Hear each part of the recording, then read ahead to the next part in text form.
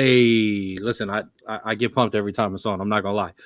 Ladies and gentlemen, welcome once again to the Straub Sports Show. Big bro Ken, little bro Drew, little bro, what's cracking?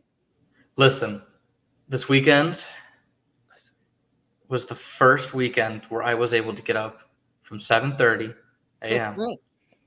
and stay up until 3 or 4 o'clock in the morning and continuously watch sports the entire weekend. Now, Go ahead. that was all well and good, but then the universe decided that it needed to even the odds and make it 90 and muggy this week. It made it so that I had to drive in the torrential downpour that was yesterday. And also until today, it made us watch the pitiful baseball team that we call the Cleveland Guardians. Until today. So we'll see if today turns it around. Thank you for our weather report, Straub. We look forward to that every week. Here's Ken with sports. I appreciate it. I got up early. Manchester United played at 7:30 Saturday morning. So I was up. I was rolling.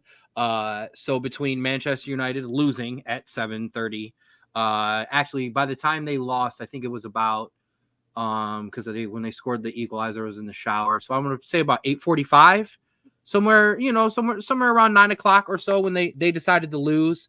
In between that, I had College Game Day on, which was amazing. Beautiful scenes in Dublin, absolutely amazing over there. So between Manchester United losing at 7:30 in the morning and then all of my bets losing throughout the day, it was a great sports weekend, but man, it could have been a lot better on my end. Not all my bets lost. The overs did not touch. We'll talk about that. That's bad on my part. That's bad on my part. But don't worry. Week 1 has started and we have got some fun. And let me tell you, the bets are full. So we will get rolling there. But hold on. Some business to take care of first. First of all, thank you everybody who is joining us or will be joining us here on the 216 Sports Network. You can find us on Facebook.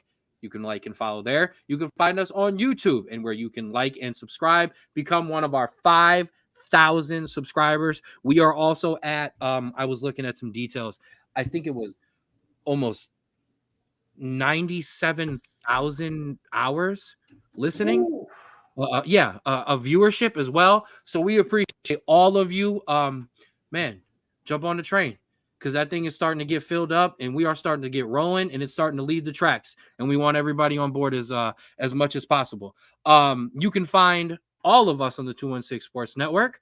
Wow, 4th and 15 with Mel and Smooth, the Jay Rich Show, Rulers Minute with Rico McGee, Outside Interference, and of course the Straub Sports Show. I do want to give a special shout out for our 216 Sports Network coverage. Friday night kicks off Shaw High School Alumni Weekend. We will be there. The network will be at 7 o'clock as the Shaw Cardinals take on Erie High School. Kickoff is at 7 o'clock. If you can't get tickets to the game, make sure you check out here, the 216 Sports Network YouTube channel, and you will be able to watch that game live, get your little fix of some Friday night football. So that's for the 216 Sports Network. Rico McGee and the Rulers Minute has dropped multiple episodes this week. Make sure you go and check those out. And make sure you check out the Straub Sports Show. Where can you find the Straub Sports Show? Everywhere. On Twitter at Straub Sports, TikTok at the SBSS, obviously the 216 Sports Network, and Spotify, Straub Sports Show. And make sure you check out the Instagram account, Straub Sports Show. That's where you can get a lot of the interviews that we have done, our interview with Browns legend Hanford Dixon, all our Akron City interviews, and a bunch of other things that we have done in the past as well.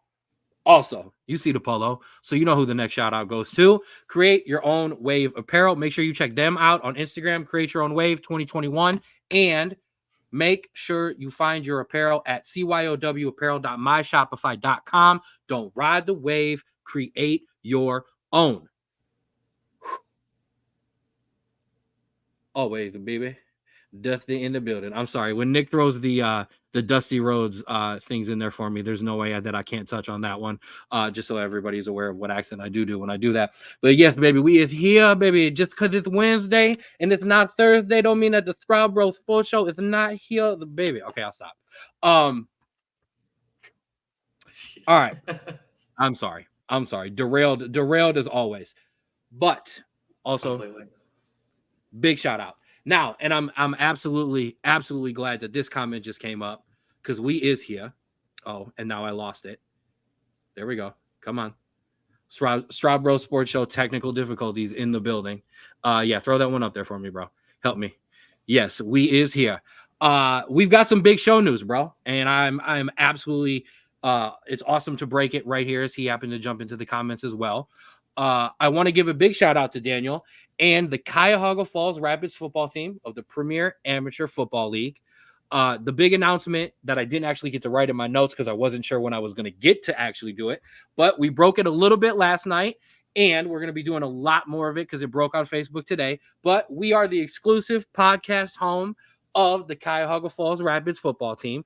We are going to be doing some interviews. We're going to be doing our pre and halftime shows that you've seen us do in the past. We're going to do some post-game stuff. Like I said, we're going to do interviews with coaches, players, and on the ownership side as well. You know, we touch all bases on the show. We are beyond excited to be able to do this. You know how much we talk college football on this show and how much we talk soccer. So to be able to step into the local areas around here and not just work with Akron City FC like we did, but to now work with Cuyahoga Falls Rapids. I speak for my brother here. It's an awesome opportunity. We are beyond excited for it. We get to kind of bring our flavor and our way that we do things to the football side of it. And I'm beyond excited for it. I need to throw that up because I absolutely want to, because the logo is sick. We needed to get that out of the way too. And I have to take this up, and it's going to take up the whole screen, but it's worth it. Uniforms. Check these out. Okay, these are sick. And the reason I found this post and I actually went and wrote this down because when I saw it, it caught my eye and I could not write this down. So the maroon to honor the fallen soldiers that call Cuyahoga Falls home. How do we not love that? The navy blue, a uniqueness to the Rapids itself, kind of separating itself, giving them their own little bit of identity there. Then the gold to honor the Cuyahoga Falls School District and the Black Tigers, local as it gets, baby.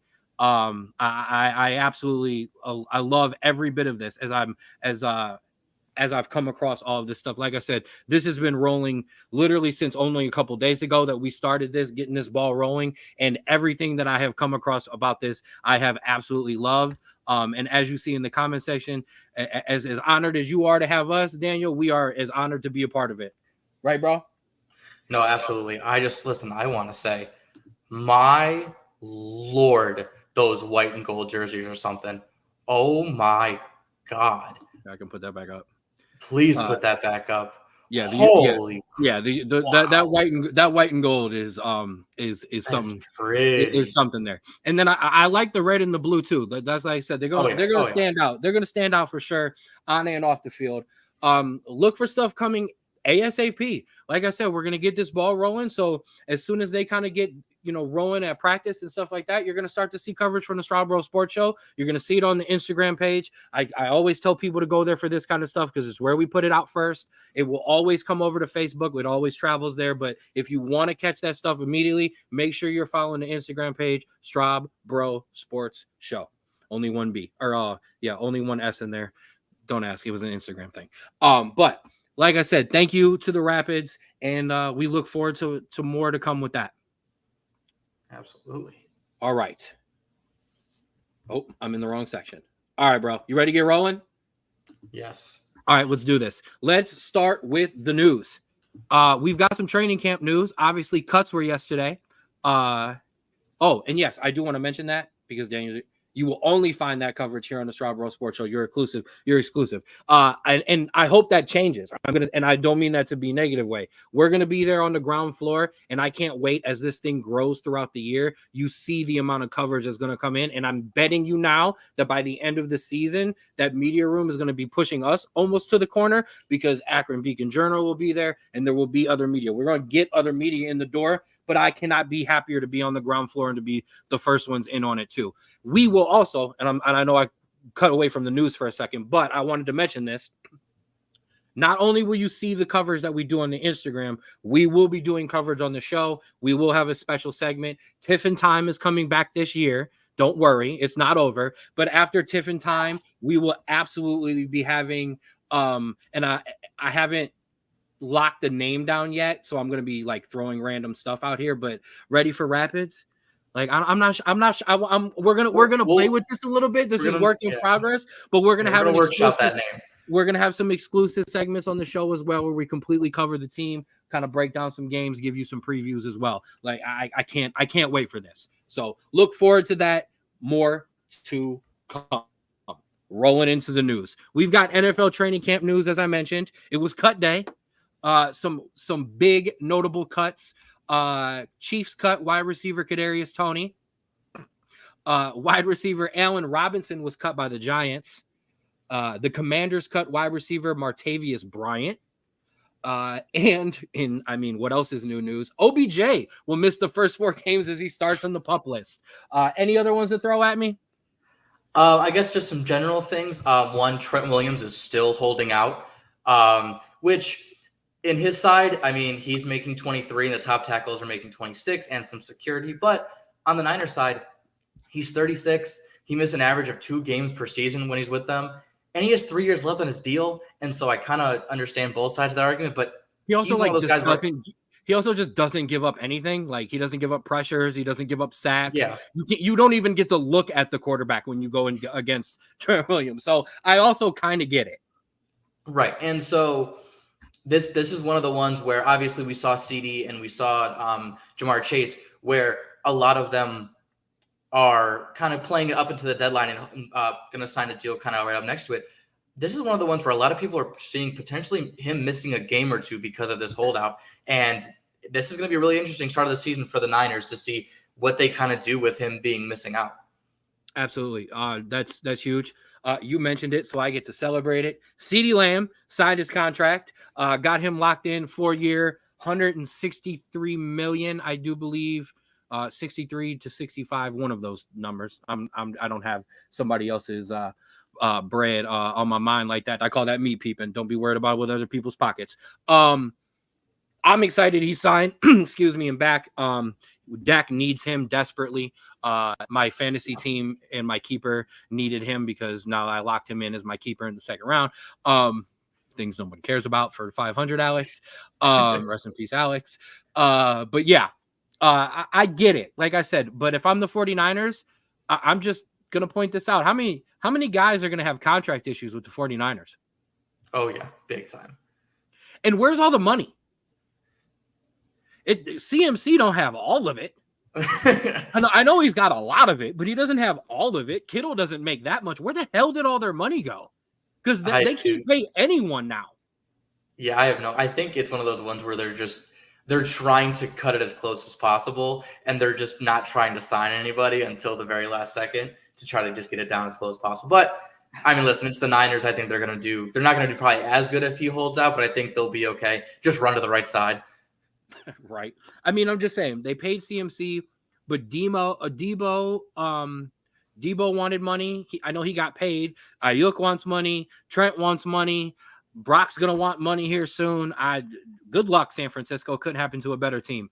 And then, I mean, yeah, Chase, Jamar Chase wants more money than JJ. I mean, when he's really good and healthy, the Bengals are really good and healthy, are really good, and they go to the Super Bowl. He's healthy. I know, and Burrow too. So, I mean, I don't know. Like, if I'm Burrow, and this is what I get these quarterbacks, and I get they make the most money, but man, take pages out of the Tom Brady playbook. Get enough, or even the Patrick Mahomes playbook. Get enough, and let there be money for these guys who put their bodies on the line for you. I know football is tough. Every position is hard. But don't tell me that running backs and wide receivers and these tight ends don't put their bodies on the line more than quarterbacks do, because they do. So, man, send them guys a little bit more money, and the winning will continue to happen. And then when the winning happens, you make all the money in the world and you get to date Taylor Swift. You also, I will say, though, to their I guess, benefit, they also didn't have, a supermodel making more than them.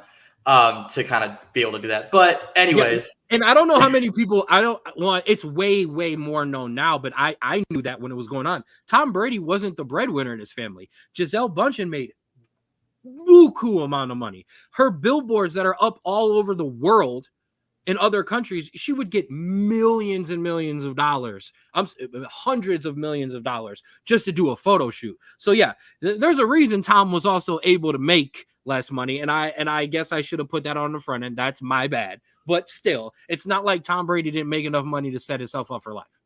Exactly. Speaking of quarterbacks, this training camp has officially kind of put the stamp that the 2022 quarterbacks stink. Yeah. In this offseason, Malik Willis and Kenny Pickett have been traded both to start as backups.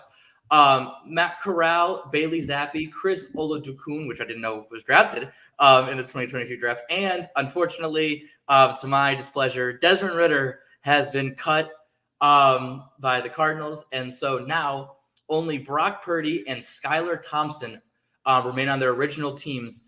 Skylar Thompson, if you do remember, had that playoff appearance for the Commanders, I want to say, when they played Brady in the Bucs. And Purdy is the only starter currently in that 2022 draft class as Mr. Relevant. So, listen, some years you get Tom Brady, and, in years you get Eli Manning and Phillip Rivers and Ben Roethlisberger. And other years you get all these guys that in 2 years no longer have a career. Kansas State. Yeah. I'm sorry, I went right to college. That's right where I went with Skylar Thompson. I'm like, man, where did he go to school? Yeah. I'm gonna put Nick's comment up. Just Brock. Yeah, Skylar Thompson, Miami. He Miami. Played in that Miami game when Tua had to go out. And then double check that Clayton Tune name as well to see if he's still rostered. I mean, that's ridiculous. I am going to mention, it's a funny joke we have on the show. I don't know how many people exactly know why I laugh when Desmond Ridder gets cut. And obviously Andrew is sad. And obviously Andrew is our UC graduate. But that son of a walked into Notre Dame Stadium and upset an undefeated Irish team that was actually built for the playoffs that year, in which you got absolutely ragdolled. Not that I would have done any better, but and then I told you, because I watched him play, and I said that guy is not an NFL quarterback, and I said, and he should not make it past the third. Or I said he should not get drafted anywhere near the third round. And we bet a bottle of Crown on the third and fourth round, and that's to win the third round. I'll be damned. Clayton Tune was from the 2023 draft, 2023 and so. But he is currently the backup for the Cardinals. Sam Howell? Are we just going to look at all quarterbacks now? Yep, we are, as I keep talking. And I actually have said this to you. I'm glad Desmond Ridder, because, they did the big piece on him because he came to Notre Dame. He's got a family. He's got a child. He's got a wife. He's married. I do believe he graduated with his degree. So the kid's set up for the next part of life. So hopefully he kept his signing bonus handy and go. And Nick's laughing at you. Hey, Nick's gonna throw the names out like that. We're gonna look them up and make sure we put you on the spot when you make your prediction like that. You got Sam Howell yet? I got it right here. He's the projected backup right now. So okay, so Sam Howell and Brock Purdy. That's awful. I guess the last I guess two bits of news. One, I would say one of the most surprising cuts of this training camp. Noah Brown was cut from the Texans, and if you were a fantasy player between weeks, like think 14 and 15, maybe 13 and 14, you remember in that span he had 13 receptions for 325 yards and a touchdown for the Texans, and so seeing him cut is kind of crazy. I guess just they do have a absolutely stacked wide receiver room, and I'm sure he'll get picked up somewhere. But I think that has more to do with it than anything. Like at some point, like guys are just not going to play, and I think you're doing better by them as an organization for yourself in the future. If you're like, hey man, we'd rather just let you go play somewhere rather than hold you on the bench and not play you. Noah Brown's getting picked up. I don't even think that's a question. Cowboys signed Dalvin Cook to the practice squad today, which I think was a great move. I know we've got Dowdell. I don't even know how to say the guy's name right now. I don't care. I'm in college football mode right now. And I'm not drafting him, so it doesn't matter. Zeke barely looks like he looks like me running through the pads. To be honest with you, so that room needed an extra guy. And Dalvin Cook is healthy. He was coming off injury last year, so he wasn't really in game shape, and he tried to play into game shape. So we'll see what happens. I mean, I'm okay with it. I think it's a great pickup. We just put him on the practice squad. If he gets some run, he gets some run. If he doesn't, he doesn't. There was another one today. Oh, the Steelers. Ha! The Steelers named Russell Wilson their starting quarterback over Justin Fields, basically meaning they picked diarrhea over throw up over diarrhea. I'm not exactly sure which one is which in that situation. Probably one of the worst quarterback situations in the league, potentially, and probably one of the worst quarterback situations the Steelers have had in a very long time. Yeah, it's one of those ones where you kind of have to look back to like maybe like the 80s or 90s when they were really bad for a stint, that you have this bad quarterback play. Because listen, you had Ben Roethlisberger for 15, 16 years, and this is good. Can I interrupt you for a second? Because Craig is our resident Pittsburgh Steelers fan. He's a good friend of mine. I mean, Craig, do you disagree with me? I mean, so go ahead. If I used to live with a Steelers fan for a little bit, and we still talk in terms of football. He is one of those guys. Russell Wilson is one of those guys that really doesn't invigorate the fan base, because there's nothing that you're going to see on tape that is going to really excite this fan base until he gets on the field. If he proves everyone wrong and kind of plays like a couple years back, then yeah. But there is nothing that you are going to see in preseason and training camp that you haven't already seen from Russell Wilson. And so there's nothing that you can really point to and say, oh, he's back, or, oh, he's going to be different this year. Fields is obviously a different story because he's young, he's mobile, but Wilson is one of those guys that you're just going to have to wait to watch him play to really actually see what he's all about this season. I would have started Fields. I get why you're not. Safer option. Craig says you're right on. I will say this. Of course. Russell Wilson was 26 touchdowns and 4 interceptions last year. Mm-hmm. Like, if you put that on the Steelers of last year, they may have won their first round game. And they're in the second round of the playoffs. And we're talking about how Russell Wilson is back and the Steelers are back. And this isn't even a conversation. So, yes, we need to see what it looks like in the regular season. No, it has not looked good. I think the problem is, and I'm going to steal this point, and I apologize for who I heard it from that I'm not remembering. One of the issues is Russell Wilson's magic in Seattle was a lot of him holding on to the ball and making some magic. Russ is now older, has less mobility, as any quarterback at his age and his level of being beat up as a football player would have. And now when he holds that ball, he gets hit. Sean Payton doesn't like a quarterback who holds the ball. Drew Brees never did that. He didn't let Jameis Winston do that. And it's why Taysom Hill was a tight end running back. That's not a quarterback that he wants. We'll see now. Because the one thing that we're going to have this year is Russell Wilson is going to be protected by his coach. Mike Tomlin ain't going to have that. And that is going to also help Russell Wilson. So we will see. Yes. And I guess a bit of final news for the resident Browns fans in the chat.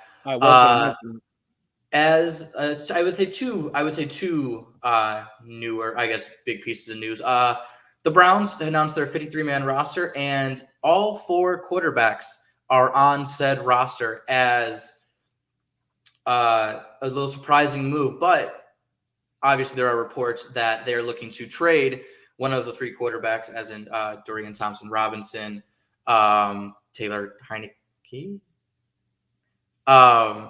in the back half of the roster. Well, no, not DTR. From what I've heard, is going to stay. That's the guy that the coaching staff believes in. But Huntley and Jameis Winston, they're fielding. They're fielding. I got your back. They're fielding offers for. Here's my thing. I'm not sold on DTR, but hey, look, If that's who the organization feels is the best person to be a backup for Deshaun Watson, then fine. You need to have a backup who is ready because Deshaun Watson has not proven yet that he's going to play 16 games. So you got to have an insurance policy just in case.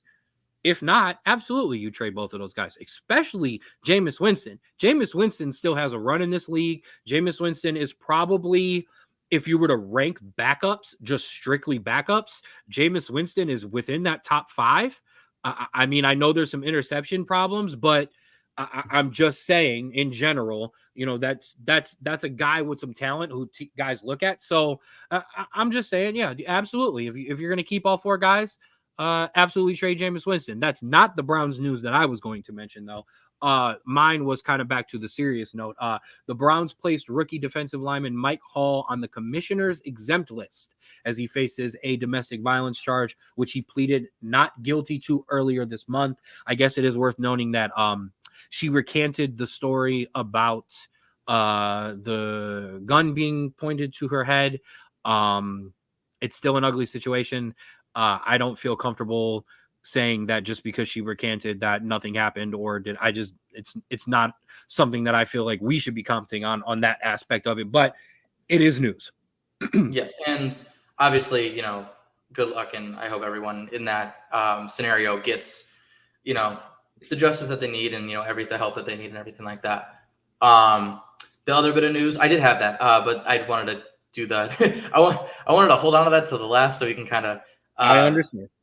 But the last bit of news I have, a little surprising of a cut. Germana Fetty was cut by the Browns, which is a little surprising as Wills and Conklin, both tackles, are currently out, and Fetty was getting first-team reps for the Browns. And so I think the big question mark that we were going to see in the beginning of the season as Nick Chubb was placed on the PUP list for the first 4 games is how that offensive line is going to hold up with all these injuries and a kind of, obviously, you don't have a completely depleted running back field, but yes. But yeah, obviously the practice squad, but getting first team reps to the practice and then going to the practice squad is a little, I think, just weird in my opinion, especially when you have guys out injured. Didn't you also keep like 14 linemen? We've had a lot of lineman issues lately, and so I think that's a massive key on it. But just a little interesting note there. And then, like I just said, Nick Chubb will start on the PUP list. So we will see kind of what he is strides further than what we thought he was going to be after we all saw that injury. But he is going to be out for the first 4 games. We'll see when he comes back. That to a non-Browns fan, that's not surprising. No. And Tony Pollard came back too early from his injury. So like this is a smart organization. Excuse me. This is a smart organizational move. And this is a bigger picture thinking move. If we want to win this year, make sure he's healthy as can be before we put him on the field. And listen, I have no doubt Jerome Ford picked up the pace last year when he was, called on to duty when Nick Chubb came out. Cincinnati alums tend to do that. As we just talked about, Desmond Ridder getting cut. But no, I think the running room will be fine. I'm more worried about the offensive line than anything on the offense. There's also rumors of a Kareem Hunt reuniting with the Browns. I mean, I honestly don't think that's a bad idea ever. And also, there was a lot of good running backs that were cut. So the Browns are probably going to pick up another guy. I wouldn't be surprised, and that wouldn't be a bad idea. But we'll see. I like it. We will dive head first into NFL come next week, obviously week 1. So, and obviously and I agree with this too. I think Foreman comes back as well. I think they're playing with the rosters. Sometimes you can't look too big into these cuts because sometimes the teams are literally doing some things to put guys back around when other cuts get made. And so it's like baseball in that sense. 100%. So, all right. That'll do it for your training camp. That'll kind of do it for your news. I don't have any more other pressing news. Do you? No, I don't think so. I'm just going to let you know, I'm going to pull a U today in terms of costume changes. So for everyone watching, there will be multiple times where I will be off the screen and reappear with some new swag on. I love it. First, all right. So then you want to give away some awards? Yes. All right. So honorary Straub Bro of the week presented by CYOW Apparel. Don't ride the wave. Create your own. Um, Next week we're gonna debut a new segment. We're not doing head slaps and chest bumps anymore. If you were with us at the beginning of last year's college football season, it was something we tried to play with. So playing off our Straub Bro of the week, we're also gonna start debuting our Straub Bruh of the week. Where we give away some not so great awards to some people who kind of maybe made some boneheaded college football plays as we bring that up to have some fun. But that'll be next week. In the meantime, your Straub Bro of the week. And as always, little bro, go first. Yes. So we're dipping kind of into our next couple segments. But my first Straw Bro of the week is head coach Brent Key. And why is he our Straw Bro of the week? Because after his miraculous upset of number 10 Florida State, he obviously was given a post-game interview on the sideline. And if you remember, he is the coach of the team that upset Miami last year when they didn't run the football. And when he was asked after his kicker nailed the game-winning field goal, how proud he was of his offensive line, considering they bullied Florida State in the trenches.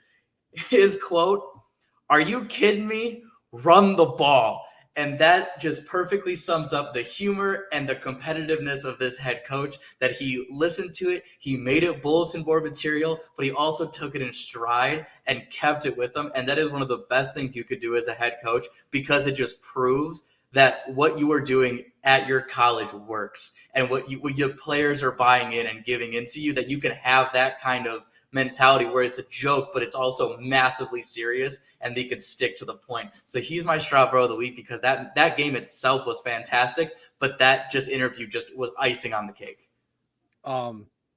I got more on that later, so I'm gonna save everything that I got. But I agree I agree with everything that you just said. And also shout out to their defensive coordinator who came over from Duke. And are you surprised that Georgia Tech defense looks like that? No, but we will get there. All right. So my end, it's ladies' night over here on the Straub Bro of the week. We're gonna dip back into some WNBA. First, I want to give a shout out to Kelsey Mitchell and Caitlin Clark, a frequent visitor of Straub Bro of the week, for their 29 and 19 points respectively as they took down the Atlanta Dream. Why are they Straub Bros of the week? That gives the Indiana Fever 14 wins, their most since 2016. Don't tell me that one player mixed with another great player can't transition a team like that. Shout out to both of them. My second one, another frequent flyer on the Straub Bro of the Week, Straub Bro of the Week awards, Angel Reese, who became the first WNBA player to record 20 rebounds in consecutive games. Now is tied with Tina Charles for the WNBA rookie record of 22 double-doubles. Like, come on, man. And because I know a lot of people, and we've defended Caitlin Clark when it was needed, and we defend Angel Reese when it's absolutely needed, because it's been needed a lot. I'm going to defend Angel Reese on something, because one of the rebound statistics that a lot of the haters like to throw at her is how many of her own misses that she rebounds. Well, if you took all of those out, I do believe she's still second or third in the WNBA in rebounding. So eat it. Shout out to all three of them girls, and shout out to the WNBA, because it's been a great season, and I hope you are still continuing to watch. Got to change my tune a little bit. I'm gonna pull the belt out for this one. My last one is an honorary and posthumous one. Sid Udi, also known to most of us as Sid Vicious and Psycho Sid, passed away at 63 after a long battle with cancer. If you don't know who Psycho Sid or Sid Vicious is, he is a two-time WWF champion, a two-time WCW World Heavyweight Champion, a USWA Unified Heavyweight Champion, and a just legend, a monster figure in the wrestling world. One of my favorites as a kid growing up. I remember absolutely loving him when he was a good guy, and as a young child being absolutely terrified of him as a heel. One of the first, as a very, very young child, one of the first wrestlers that made me believe in wrestling.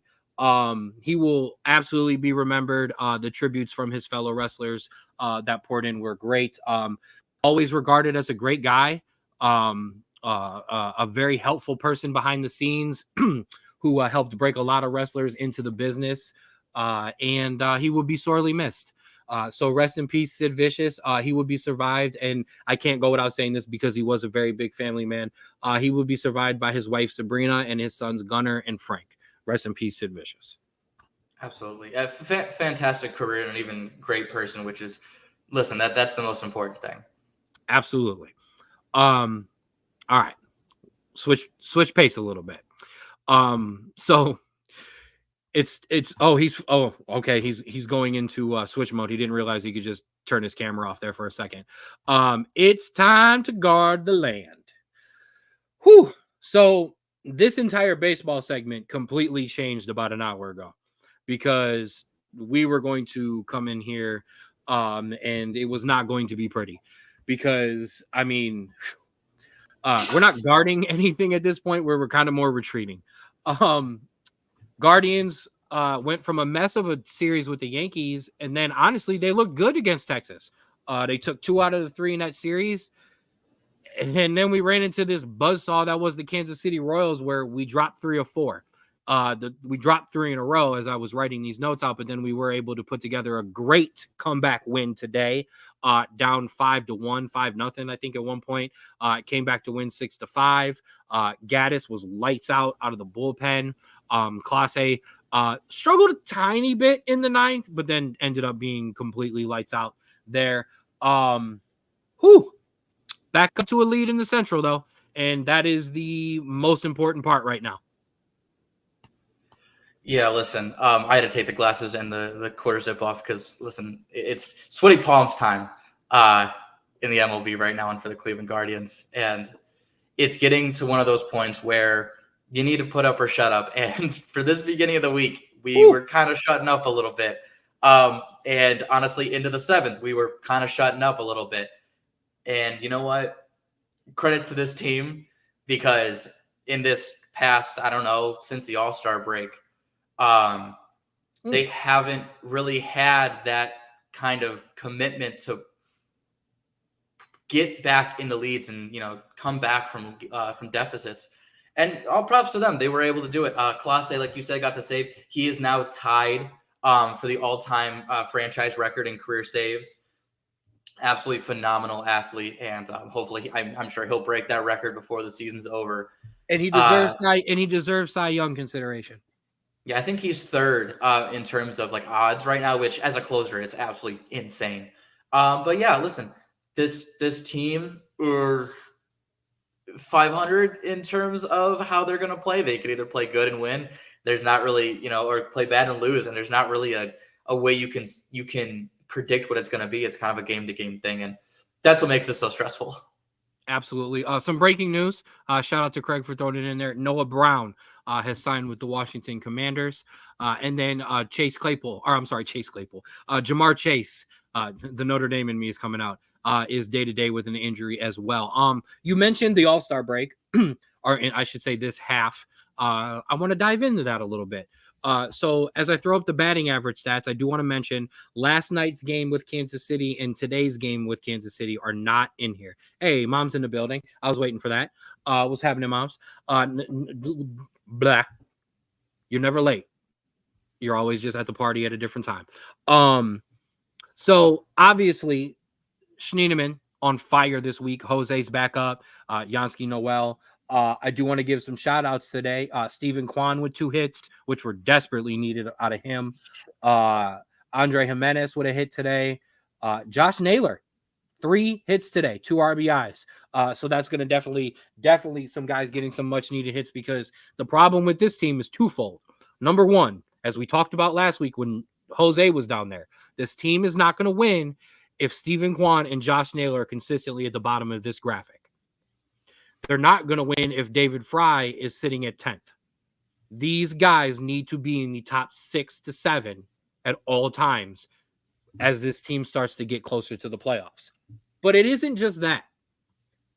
This pitching hasn't been what it has been either. And we've talked about it all year, but the numbers are really starting to kind of bear some fruit to that as well. Pre-All-Star game, this team had a 3.71 ERA. Post-All-Star game, it is 4.08. Okay? But I want to dive deeper into that because here's where the real issues are starting to come. In June, it was 3.9. In July, a couple less games because of the All-Star break, but 3.76. It came back down. In the month of August, this team has a 4.58 ERA as a team.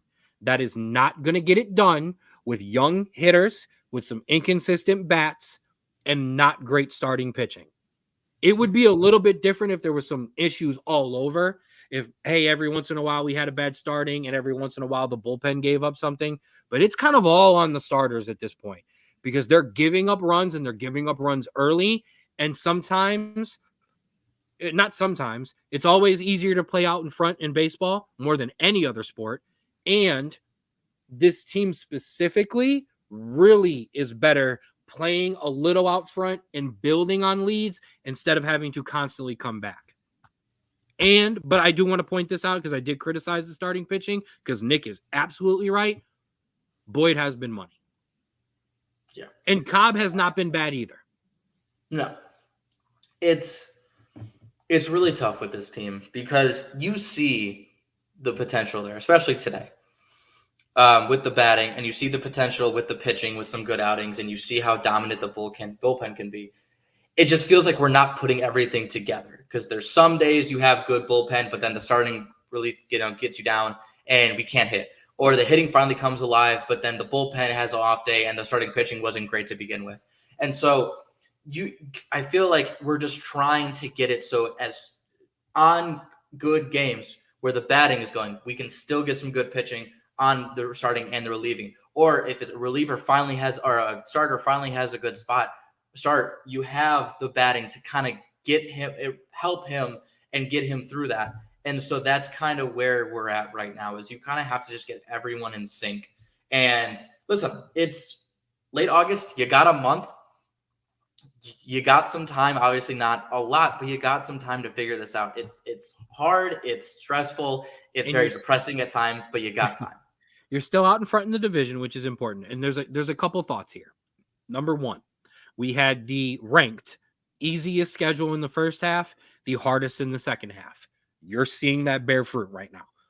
Yeah.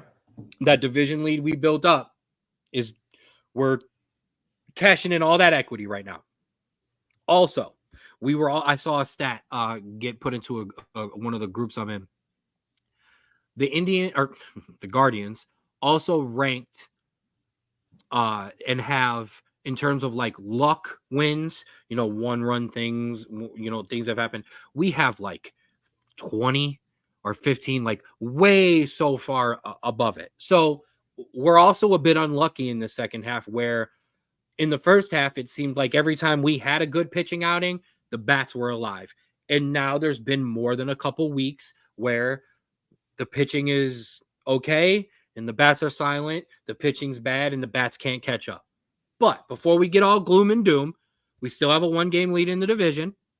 We now take on Pittsburgh, which they're sliding. We've got to take advantage of that.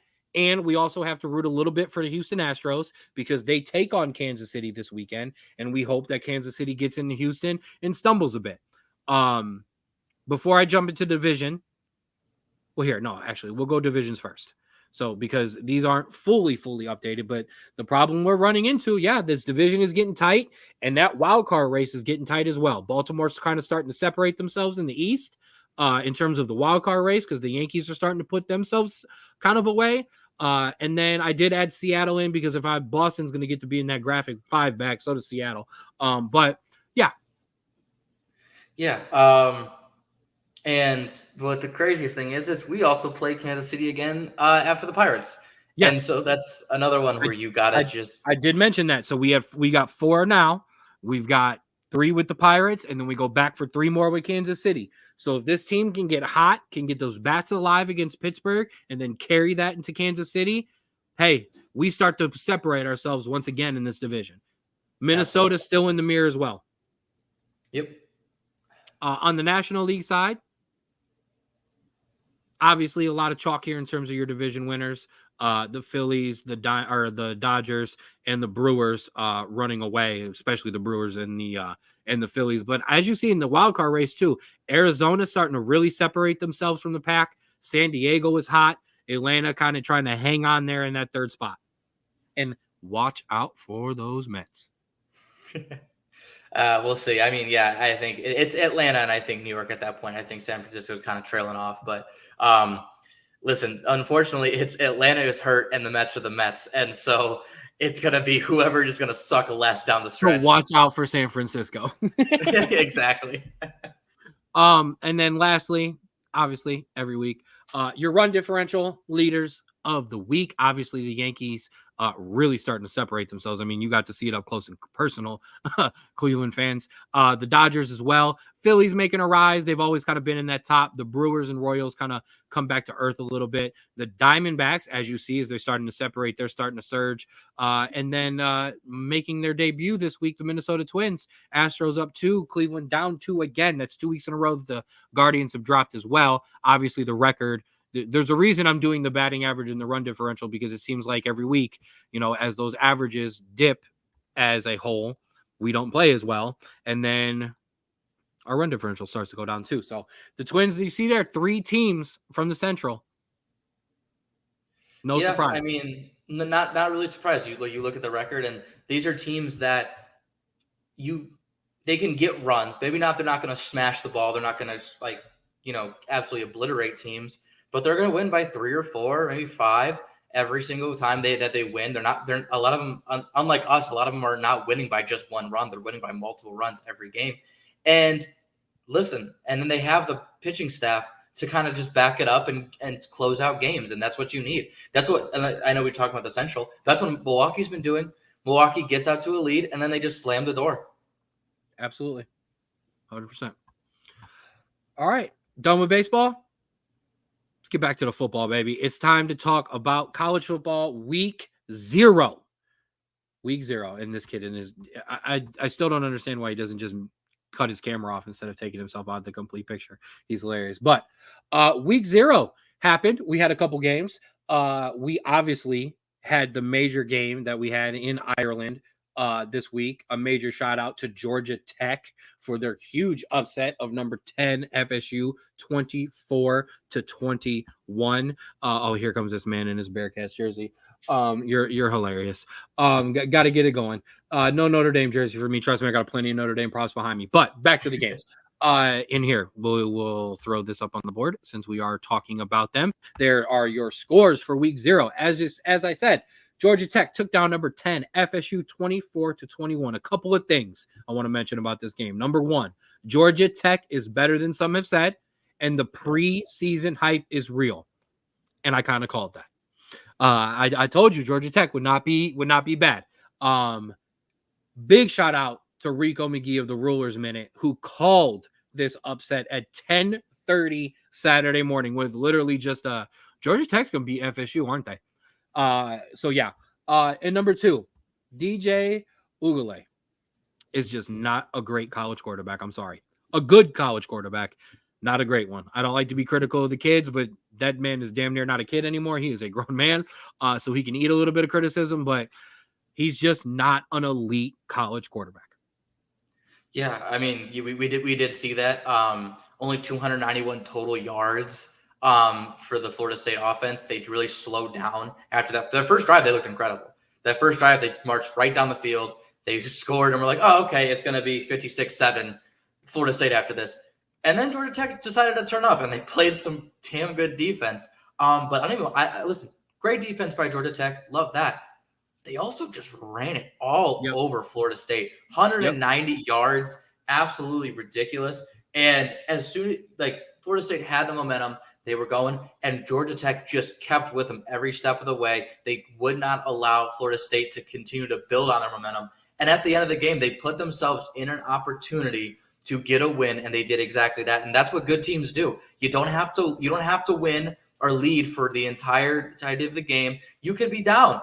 I mean, I don't want to compare the two teams too heavily, but we've seen games where Alabama has been down to SEC teams late in games, and then you see them turn a switch and they score 14 straight points or 10 straight points. They take the lead late and then they shut it down, and that's exactly what Georgia Tech did. Absolutely. The same way I kind of criticized DJ, Haynes King, quarterback at Georgia Tech, deserves all credit in the world. Stretching the field out, not a lot, keeping drives going, not allowing Florida State to really get into rhythm, and then that running game, man, and that defense as well. Georgia Tech is going to be a tough game week in, week out, because they run the football, they play good defense, and as of right now, their quarterback doesn't make mistakes. And if you do those three things, you are going to win or be in contention to win every single week. I will say there's one caveat, because we're giving Georgia Tech all of this credit. We've seen this type of Georgia Tech before, where they get up for a game and they can get up with the best of them. And then the week after, they play some I don't know team and then they lose it. They're playing Georgia State next week. That should be a win for them. They are minus 20.5 on the spread. Like, they are absolutely killing it. But this Georgia Tech team is known for coming down after a big victory. So we'll have to check in with them there. And as for Florida State, listen, the schedule doesn't get much easier. They're playing Boston College this week, which is always a tough game for them. And then they kind of have some, there's no absolutely easy game for them. They're playing Memphis, Cal, SMU, and then they go into Clemson. They go into their schedule. There's no absolutely easy game. So you gotta turn it around. You gotta turn it around quick, because you are not having a FCS team coming in. You are having, at the bare minimum, high group of five teams coming in. I'm gonna bury them, and then I'm gonna let them come through the dirt like the Undertaker. This is why, number one, I predicted Clemson and Miami in the ACC championship game. Okay. However, Alabama, we have seen other teams. Georgia and Clemson are going to play this week. Top teams have taken a loss week one, still trying to figure it out. Excuse me. This Florida State team lost a lot of talent all over the place. They're trying to figure out what they have. They now know what they have. Mike Norvell's a good coach. I fully expect them to come out and maybe not take care of Boston College, but I expect them to win. I expect them to kind of turn it around. Not all hope is lost, especially now with 12 teams, where all you've got to do is either potentially just make your conference championship, or if you're in the ACC, maybe be right on that doorstep, and you could still be in that 13, 12, 11 range fighting for that last spot. Not all hope is lost. Now, let's get to it. So, I'm sorry. I have to apologize. That was what my let's get to it mean, and then I clicked. Montana State, my humblest apologies. I didn't understand why you were favored in New Mexico on the road. I want to apologize. Apparently, you are an FBS powerhouse, and you came back and you took care of New Mexico. So I'll shout out to you. 35-31. They got paid to come on the road and left with a W. SMU started off. Yes, you did. SMU started off very, very shaky week one, and debuting in the ACC this year with a Nevada team that is scheduled to finish, if not dead last, but very, very, very at the very end of the Mountain West Conference. So they kind of struggled on the road, though, but they did pick up a win, 29-24. And then, I thought I had that over pick of the week. Hawaii struggled with Delaware State, but did end up picking up the 35-14 victory. More on Hawaii to come. Now, as we talked about last week, not a lot going on in the top 25.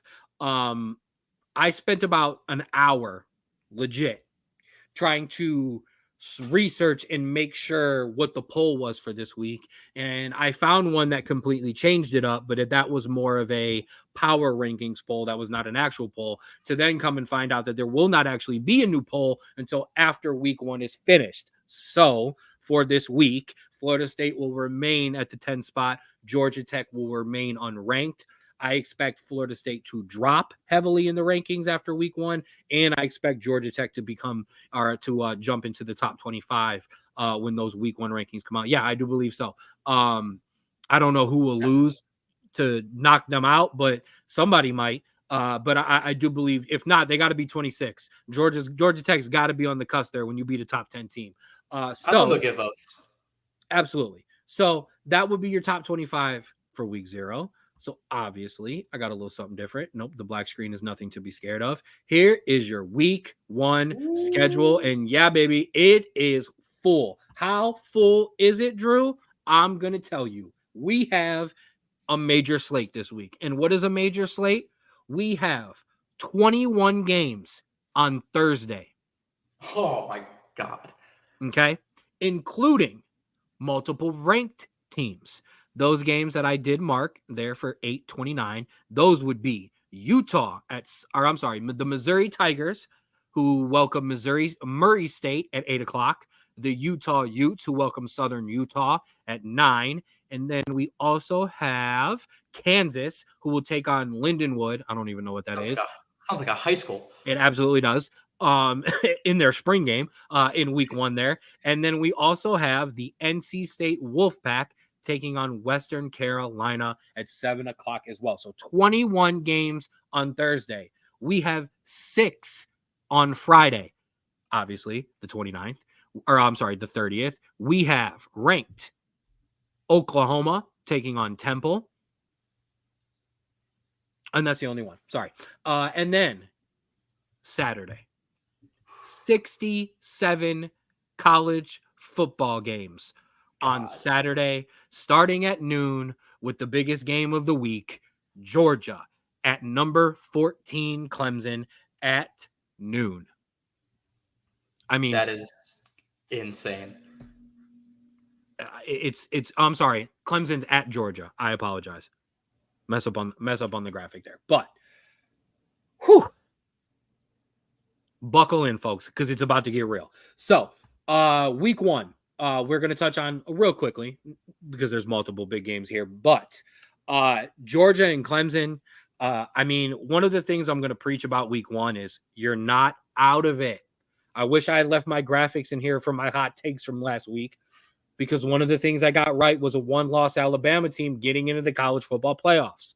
So, Georgia, Clemson, Notre Dame, Texas A&M, LSU, USC, and then what's the fourth one? Penn State, obviously. Yeah. But West Virginia isn't ranked, but it's West Virginia at Morgantown. Nobody's out of it. No one is out of it with a week 1 loss. However, a big week 1 win can go a long way. Ask Texas. Because that win against Alabama was one of the deciding factors in them getting into last year's playoffs. So while week 1 can't break you, week 1 can almost make you. Absolutely. So, touch on the first game, Georgia and Clemson in Georgia, noon, 12 o'clock, right after game day ends. Corso will put a headpiece on, and we'll get right to rolling. I think the key here is Clemson has to have their quarterback play like Deshaun Watson and Trevor Lawrence played in college. Because this Georgia team is stacked, regardless of injuries to the running back room and the suspensions. This Georgia team is stacked. This Georgia team is hungry. And this Georgia team feels like they were disrespected. None of the things I want for a Georgia team if I have to play them. Cade Kupnick is the quarterback that I was talking about for Clemson. Yeah, Georgia comes in as 13.5-point favorites, which surprises no one. Yeah, but listen, in terms of their standards, they kind of had a disappointing season last year. Another frustrating loss to Alabama, no college football playoff. And so obviously they're going to come out with a chip. They're going to come out dominant. But I think the biggest question is, because you know how the defense is going to look. It's going to look stifling. It's going to look, you're going to have pass rushers. You're going to have people flying all over the field. How is the offense going to look? Because Carson Beck returns, obviously, but you have a whole new running back room.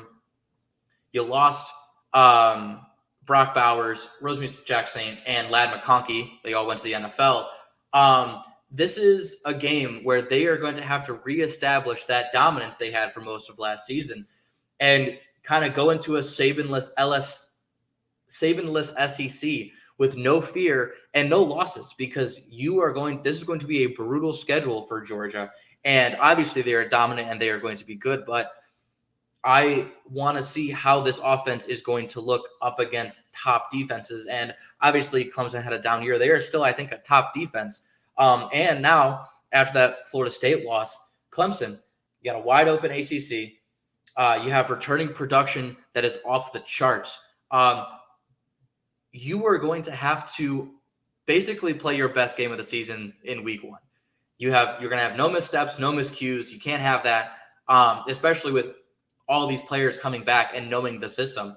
You got to go in, play a clean game, and have a chance. And in all honesty, be Notre Dame. Because you know what Notre Dame does? Notre Dame plays just good enough and plays clean ball that that they stay in every single game that they're in. And that is Clemson's got to do, because if you make mistakes against Georgia, they're putting up 7 points within 3 plays of that mistake. So that is the key for Clemson and Georgia. Let's see what the offense looks like.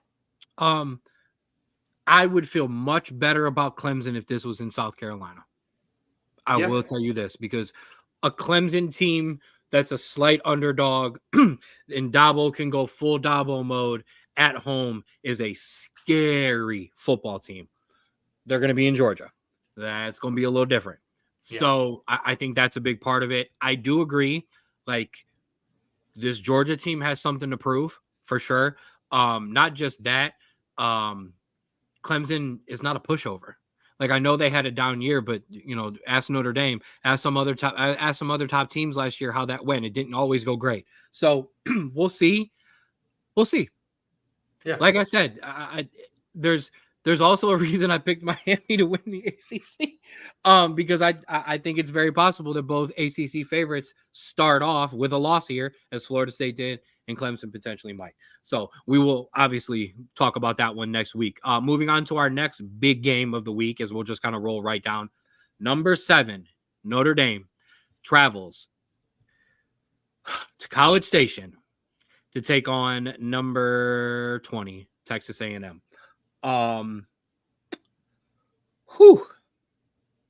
Before we get into all of and I'm ready, baby.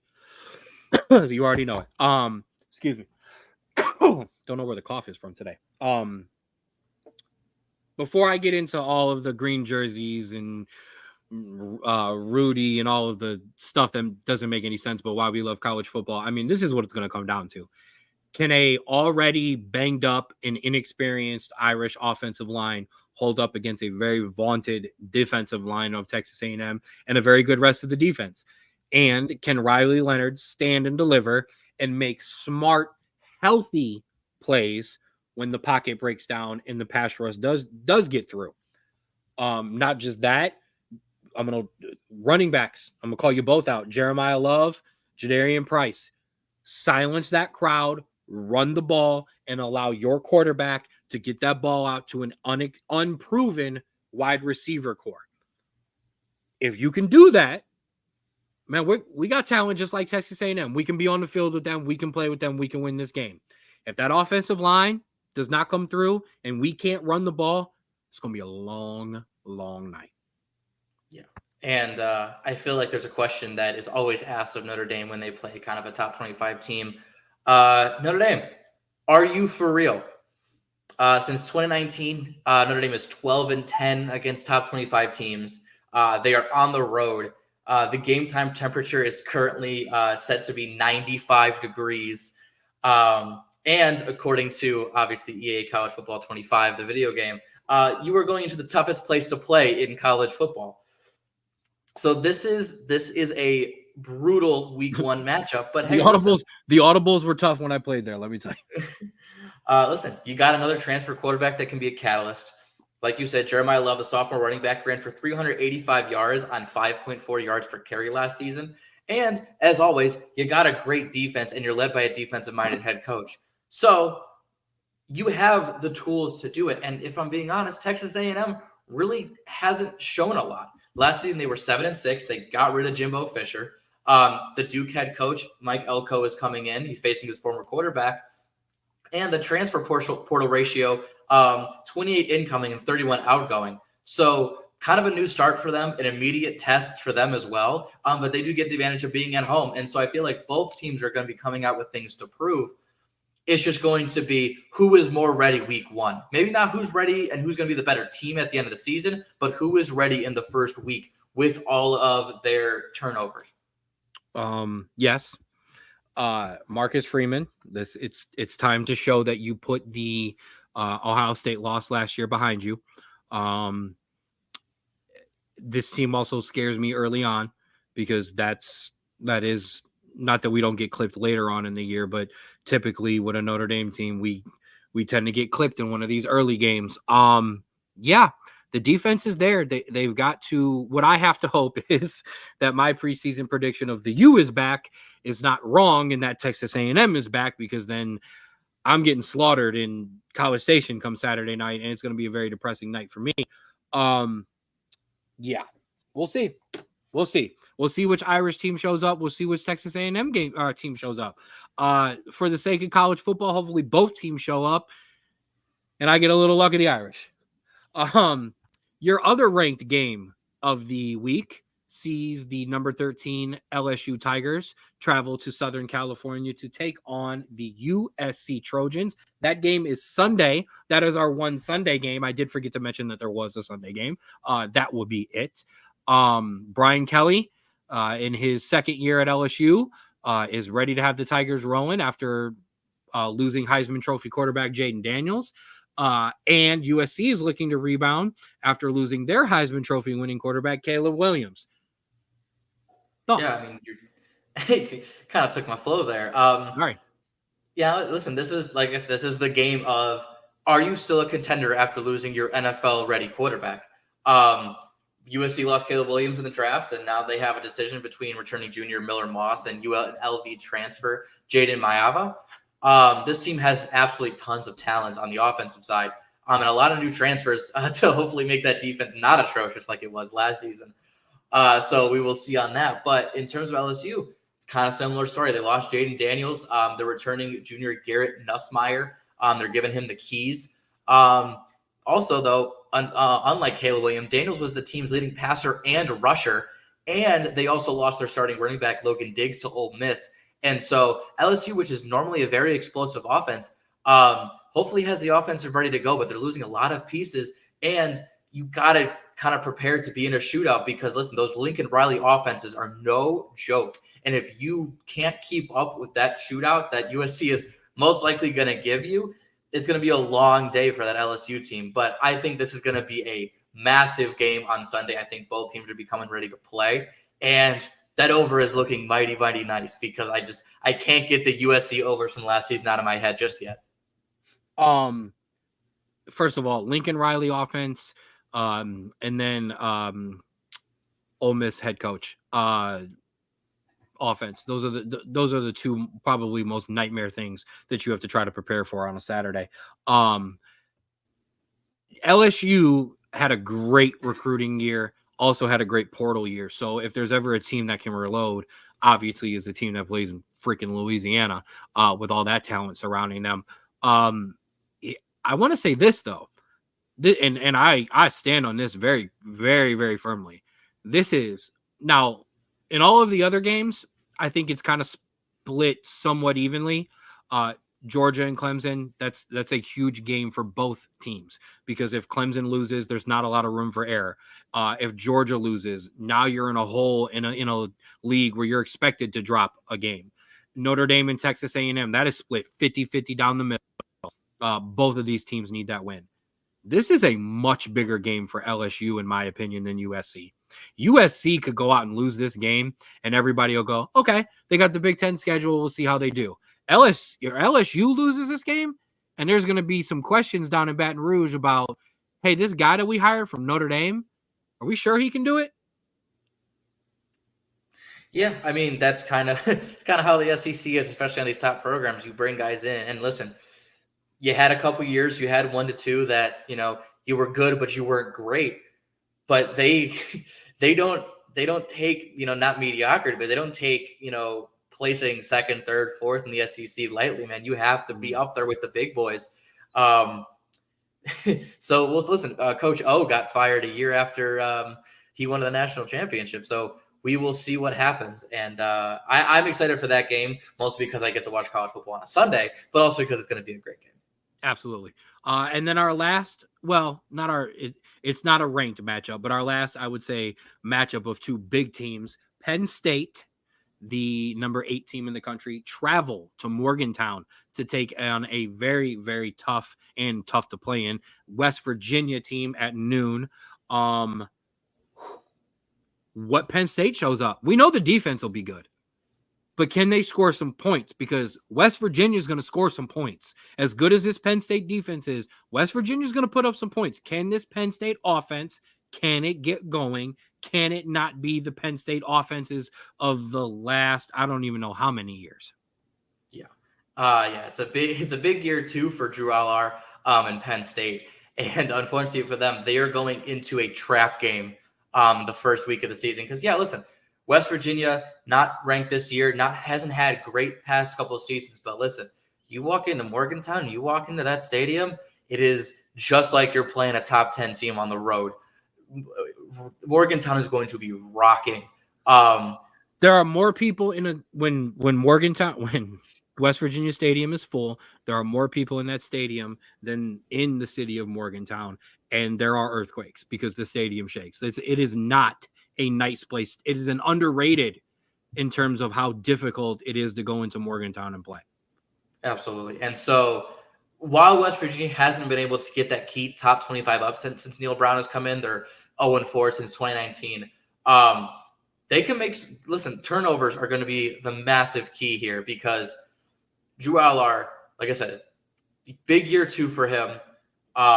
You don't have that one receiver in Penn State that you can go to. It's kind of just you're going to have to distribute and kind of get guys going. As long as they lean on the running game and distribute the ball nice, it's going to be fine. But you start making some turnovers and you start giving the ball in good positions to this, team with some motivation, Morgantown and West Virginia could absolutely stamp their place into being a legit team this season. Now they have, I want to say, a stretch where 4 out of their 5 weeks are past this are ranked opponents. So it'd obviously be tough, but a big win against Penn State at home could be catapulting them into top 25 conversations, Big 12 championship conversations, and even more depending on how their season comes out, because this West Virginia team, I think, is massively underrated coming into the season. They had a couple rough years, but I think they're going to figure it out this season. Not saying that they're going to beat Penn State, but I think they're going to give Penn State a long day if Penn State doesn't know how to just take it easy and kind of play the game and not the team. 100%, bro. My third key of the week. I told you, week 1, week 0 cannot break you. Week 1 and week 0 could make you. We learn a lot week 1 about a lot of these teams. One of the reasons, and I'm not trying to toot my own horn here, but one of the reasons when I started filling out the playoff predictions last year and I started ranking top 6 and top 8, there is a reason my preseason one, the first one, came true. Okay? Because I don't jump the gun week 0 and week 1. I don't care. There's a reason I didn't give you college football playoff teams last week, and my brother did. I kind of put that on him to gamble on that one because I refuse to do it because I won't do it. I need to see these are 19 and 20-year-old kids. I want to watch them for a week or two before I start to kind of make any real judgment calls. Yeah. So here you go. Study this week because you're going to learn a lot. Yes, I know it's not the greatest of competition, but it's competition. That's the key. It's real competition. Look at Hawaii. Look at New Mexico. Look at SMU. Look at Florida State. Just throwing that out there. Now, you talked a little bit about some overs. You talked a little bit about some spreads. So that means everybody knows what time it is. It's time for Big Bros, Big Bets. Now, last week, shout out to Georgia Tech. If you took that upset, you made some dollars. If you took that cover, you made some dollars. That's about it, though. Do me a favor, leave that one up. That one splits us over here. So for this week, I got a whole lot for you, baby. Okay, so let's start. I want to start with Thursday. That would be your top left. That's a nice little parlay there. Jacksonville State minus 135, Minnesota plus 110. That would be an upset over North Carolina. Yes, I know, but I do like this Minnesota squad. And Colorado money line. You put those three money lines together, plus 364. Nice little way to get your weekend going right there on a Thursday. If you want to take some Thursday games and you want to spread them out, Colorado plus Georgia. And yes, Kennesaw State. A major upset. Yes, bro, I just seen your comment and I apologize. You absolutely go in with that after this. So that's one. Now your major college football parlay that yes, I put together just for the record, all 4 parlays. I do got a little bit of dollars and cents on. Give me TCU, Virginia Tech, Georgia, the UConn Maryland over of 45. Give me LSU with Arizona State. And then, yes, give me Michigan minus 21.5, Alabama minus 31.5. Put it together. And what do you have? Calling off on Tuesday and forgetting that you don't care about that holiday pay. Plus 2,556. Yes. In terms of college football upsets, now I'm not calling all of these. These are just a bunch that I went through. These are in order of times that the games are played. These are just a couple that I kind of like. Minnesota over North Carolina, plus 110. Stanford, if you don't believe me in putting TCU in your parlay, maybe you like Stanford over TCU, plus 265. We just talked about it. West Virginia at home against Penn State. If you don't like Penn State, you don't believe in Penn State, plus 250 there for West Virginia. My sneaky one, the one I really like, Eastern Michigan, because it's going down quickly, plus 120 over UMass. I like that. I like that a lot. Kennesaw State. I'm going to be honest. I fell in love with this team because during media day, I watched their coach talk and I was just in. This team also, when they made their transition into Power 5 football, redshirted over half of their roster. All of those guys are back this year. They play Texas San Antonio. Why not? Plus 1,500. Drew, a team that you were very high on in the preseason. Miami of Ohio, plus 120 over Northwestern. How do you think Northwestern's going to play? If you don't believe in Northwestern, there's a sneaky one. And your last one, because I'm going to give them some love 2 weeks in a row, Hawaii, plus 425. They play UCLA this week. How is UCLA going to be? Brand new coach, brand new division, looking forward to the Big Ten schedule. Maybe they don't sneak past Hawaii. Maybe Hawaii gets jumping as well. I did want to mention, though, because I do have something on it. I mean, of course I do, guys. Come on now. It's my Irish. If you're looking for an Irish play, what I went with personally, because I don't always follow the rules of don't bet on your own team. I went with the plus 125 win and the over of 46.5. I paired them together because I believe in my team. Why not? And because you mentioned it, that LSU USC over right now is at 64.5. It's 32 points apiece. I'm just letting you know. Thoughts on those? Like that UConn Maryland one, man. That is straight 1-800 gambler. I'm just gonna put that out there right now. I am very high on Miami, and listen, Northwestern, they're a team that could play really well one season and then not win more than 2 or 3 games the next season. And so if you catch them on a downswing, that Miami team could be very, very dangerous. And yeah, I am looking at that West Virginia, and I might during the show go on ESPN Bet and put some money on that West Virginia team because that is very, very nice. The one that I really like and I encourage, Jacksonville State, Colorado, and then coin flip. Or take your $10, split it 5 apiece, and put Minnesota in one parlay and North Carolina in one. But I really, really like that one. And man, I'm really high on this Kennesaw State team. So I cannot wait to eat crow next week when they just get absolutely blown out. And my last one, and I wanted to introduce it last week because it actually won for me, except I added Manchester United in it. So they were the last leg that lost it, but everyone else won. But your soccer stacks. That is a nice little parlay I put together. I went through all the games this week, which we will touch on later.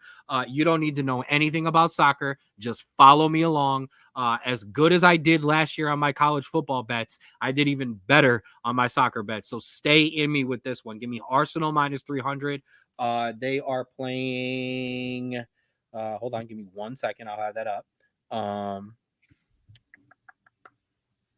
Just riveting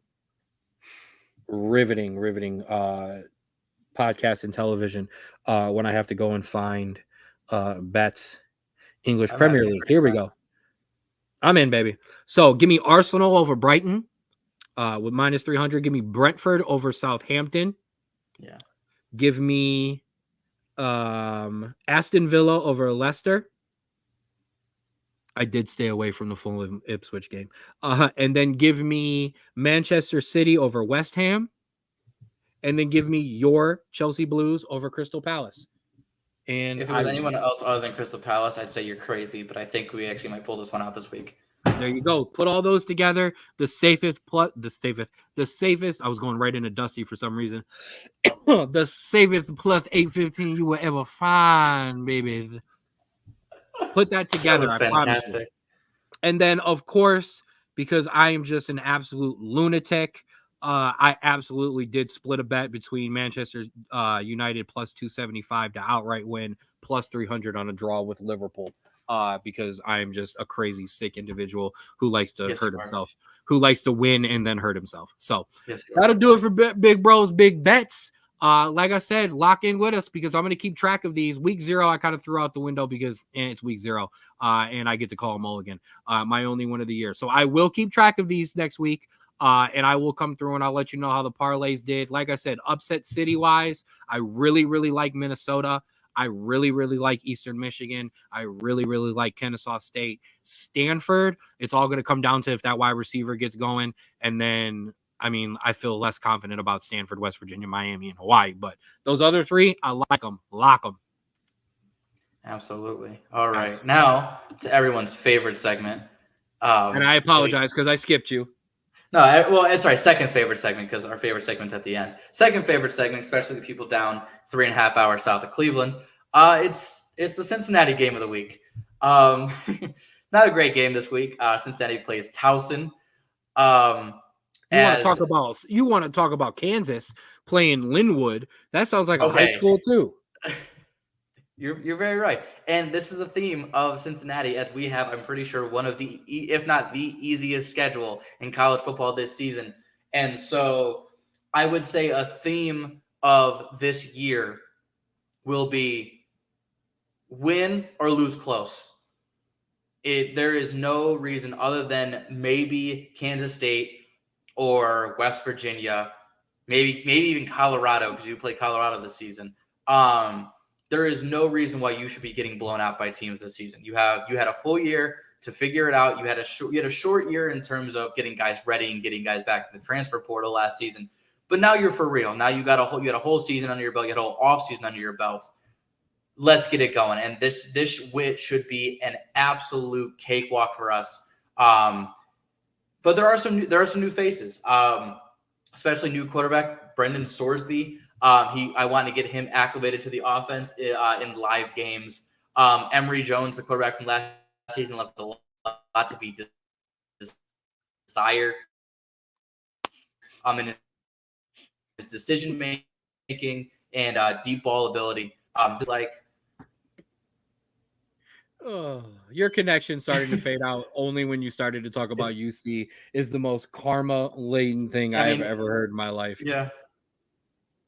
It's fine. But yeah, I want the biggest thing is seeing with the quarterback is because transfer from Indiana, gonna be has a good deep ball ability, and so we'll see what happens there. The wide receiver and cornerback room last year was a real headache, and so we had a lot of new faces in this season, so that's going to be another point to look at. But listen, this is a what do we got game. This isn't a we should, we'll see what happens in tough situations or when our backs are against the wall or against a good team. This is a let's see what we got and let's see what the play looks like. I expect nothing less than a 20-plus point victory. I won't accept anything less if I'm being completely honest. Get Corey Kiner and the offensive line back up to full speed, get them going, and let's ball out because you have three easy wins coming into this season, and then you start conference play. And I think that is what you have to look at here. If you can't get 3 easy wins, especially this one where it should be easy, then there's going to be a lot of talk about the head coach this early on the season, which you don't want. I ain't gonna, excuse me. I'm not gonna speak on your team more than that. I will say this. I mean, and it's 100% because of you. I pull for you. We root for you. So I can't wait for when we watch college football together and you're stuck watching them on a tablet because they won't deserve a screen. But no, go get your business. Take care of business this week. Maybe sprinkle that UC money line. What is that money line at? You said 21. No, I want 20-plus point victory, but the money line, the spread is at 31.5. Oh, 31.5.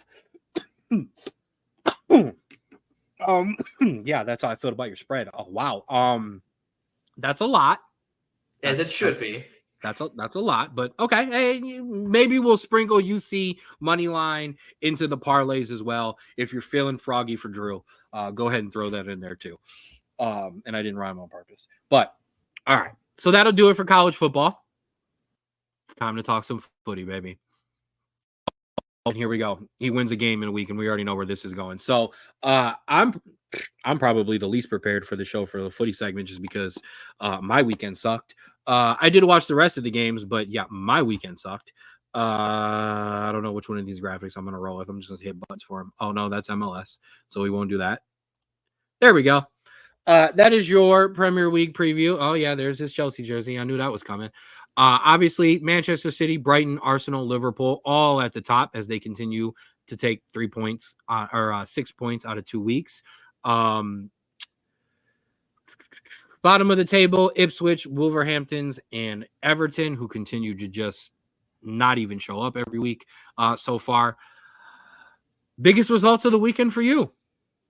I think unfortunately, I think that Brighton win was, I think, massively big for them, but I think even more of a hard stop for you guys. I think you guys were flying high after that week 1 win, and now you're coming into match week 2, and you got a little humble pie. Humble pie. I was super excited last week. I will say this. I'm gonna put a little asterisk on this for two reasons.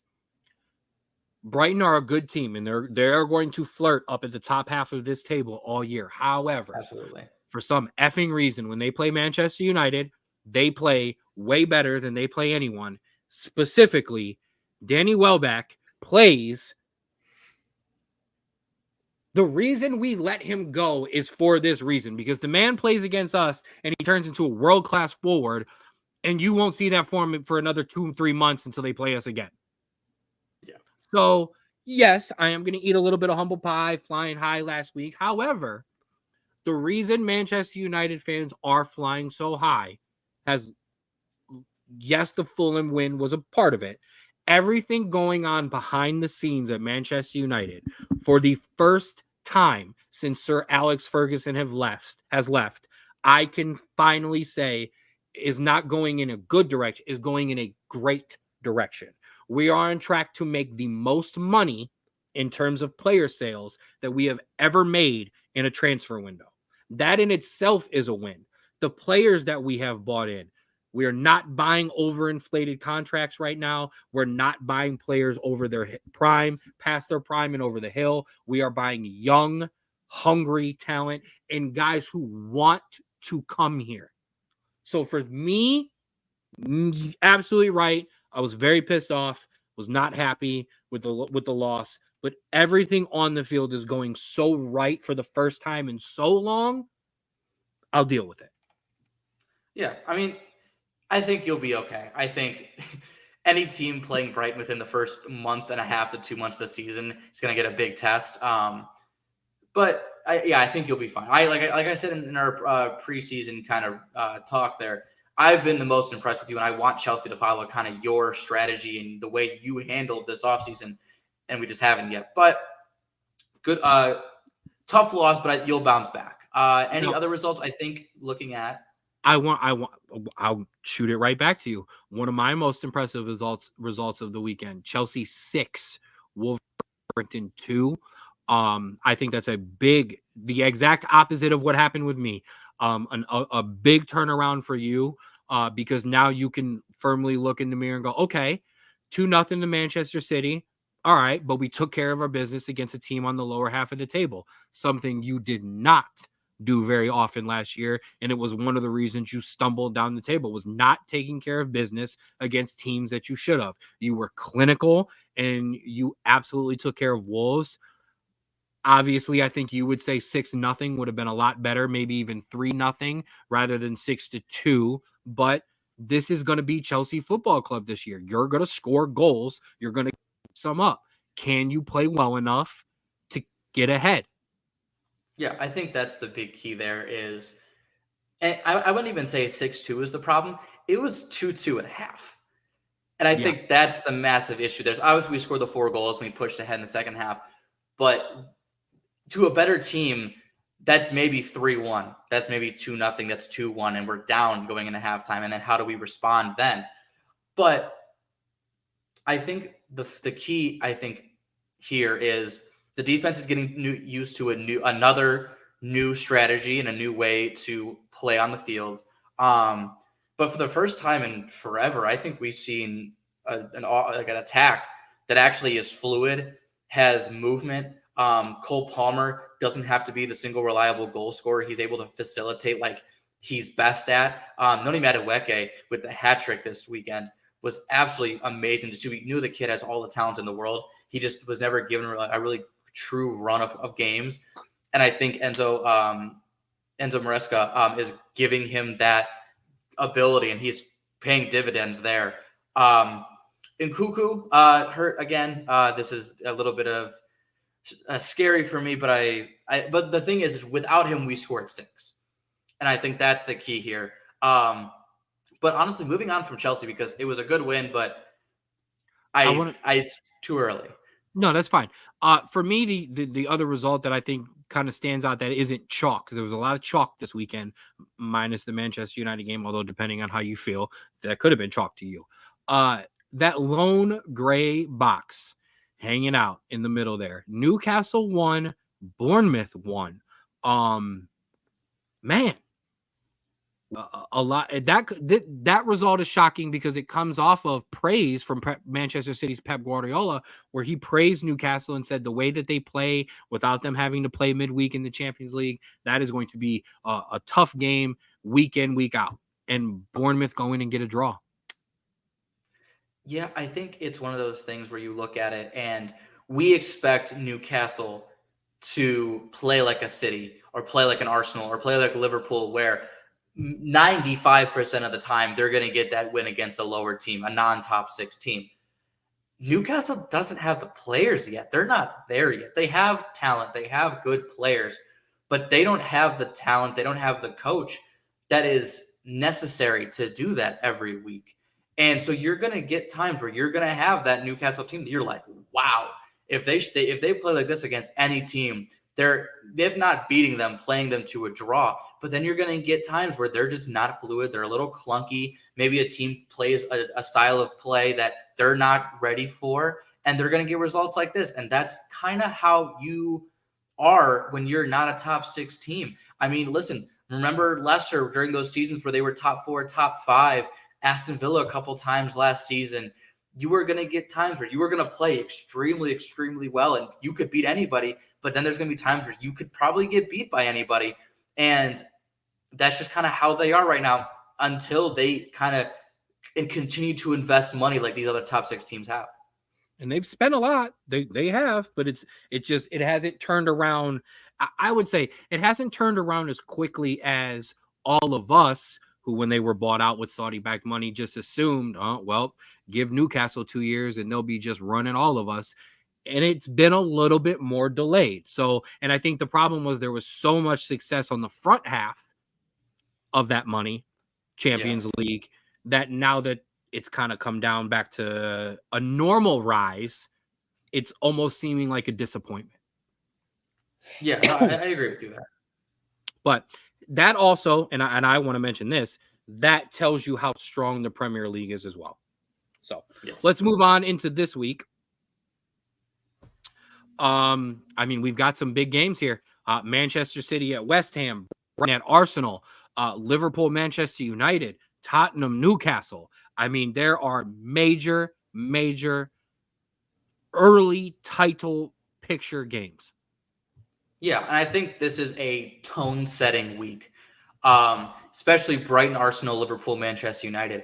That Brighton Arsenal game, I think everyone kind of has Arsenal proving that they're going to be the better team. But listen, like we've talked about, that an early Brighton team is so dangerous, and we've seen Arsenal slip up or two on those kind of games where they're not ready to kind of be on the back foot for a long term of that game. And so that's going to be a massive thing. And then obviously Manchester United, Liverpool, massive rivalry. But now you got a team on the upswing in terms of Manchester United that's ready to come again into the top four and push for, these kind of more than top four. But then you have this Liverpool team that's consistently top four. Now, with a new manager and new ideals, are they still at that level? And I think those are your two massive matches. And obviously Tottenham Newcastle is just icing on the cake, because then we're going to see, okay, outside of your top four, who is that next team? Who is that five that could maybe sneak into a four? I was down on Spurs. Spurs, can you prove me wrong? Newcastle, can you show us who you are? That's kind of what that game is. Brighton, is this just a hot start, or are you for real? Arsenal, is this same old Arsenal? That's your question there. Manchester City and West Ham, I mean, that's a bigger game, I would say, for West Ham, because where are you this year? I think that's going to really kind of tell us how if they can play like they did against Aston Villa and be in the game, I think they'll leave that game with their heads up. I mean, if they go out there and get rolled by City, it could be a rough year for West Ham. Oh, the United Liverpool game. Here's my thing. The one thing that we did do for the majority of last year was show up for the Big Six. Yeah. Prove it, Eric Ten Hag. Prove that you've got this team turning around, because everything, as I just mentioned, behind the scenes is going in the right direction. You are the last cog in the wheel. If you start to screw this up, then your head's going to be on the platter. Okay? They've gone out and given you players. There's a potential move coming up here that I want to talk to you specifically about, because it involves both of our team swapping players. But they've given you guys, they've given you replacements, they've given you reinforcements. You better go out and you better look way different than you did against Brighton, and you better not look exactly like you look against Fulham, because I won't accept this team being decimated by this Liverpool squad. I can't accept that. Absolutely. And so that's a massive storyline coming in. And then as for my team, listen, beat Crystal Palace. Just that's what you got to do. Beat Crystal Palace. Don't screw the parlay up. So the potential move that I was talking about is, the rumors started swirling earlier in the week, and they've really picked up some steam now. And that is a potential swap deal in place where Manchester United would send winger Jordan Sancho, who's been pretty much on the outs with this team since he showed up. And when he wasn't named in the full match day squad, reiterated his wishes to the club to move on somewhere else. A potential swap deal in place that would send Jordan Sancho to Chelsea for winger Raheem Sterling. Oh, we've got problems. You got a West Ham? Okay. It's not our second West Ham friend of the show, so they officially are outnumbering all of us. Yeah, listen, it's not City, it's not Liverpool, it's not Arsenal, it's not Tottenham. I'm cool with it. Yeah, I can do it. I can rock with that. Yeah. Go take care of City for us this weekend. I think, honestly, that is a good deal for both of us. Both wingers aren't involved in any plans. Enzo Maresco has said publicly that as soon as the transfer window is closed,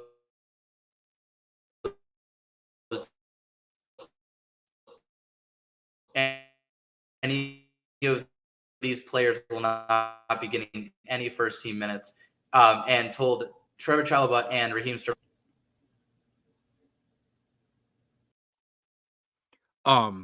I did want to mention that, yeah, not only are those players not getting first team minutes, they're training with the reserve squad. They're training with the U21s. They're not even actually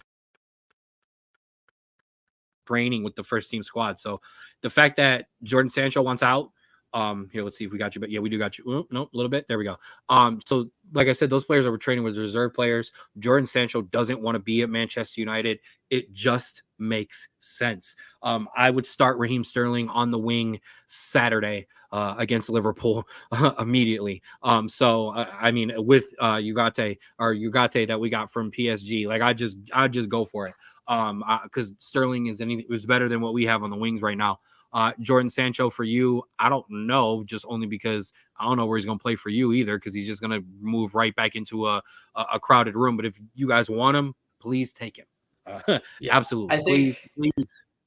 I think both of our clubs are looking at what the player was before joining our respective clubs. And I think that's what we're banking on, or not even banking on, but that's what we're hoping for. Raheem Sterling looked like a shell of himself as soon as he came to us. He was very weak on the ball. Didn't really have the explosiveness that we anticipated, but hey, it definitely could have been the system. And then in terms of Jadon Sancho, it's 100% a attitude issue, and it's 100% a effort issue. And I think that is, I think, more enticing for me, because listen, a scenery change could mean all the difference in the world to a kid. And so that is, I think, the situation we both find ourselves in. You see how he played on loan at Dortmund last year? Yeah. Where he played lights out and helped lead them to a Champions League final.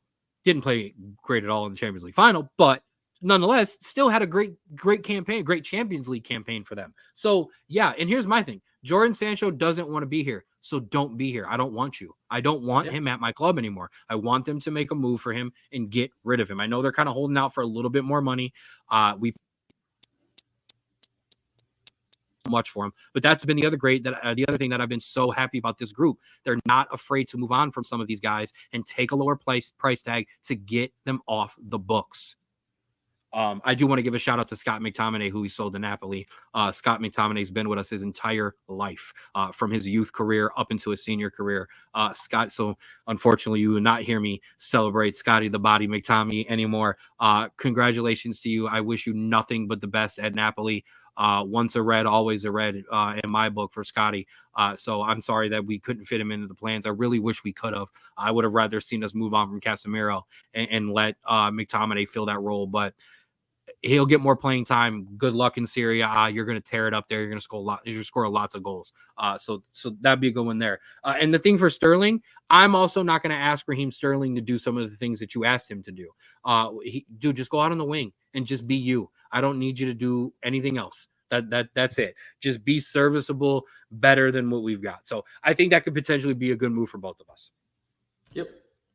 All right. A league we kind of forgot about. But they were also on break, and that is the MLS.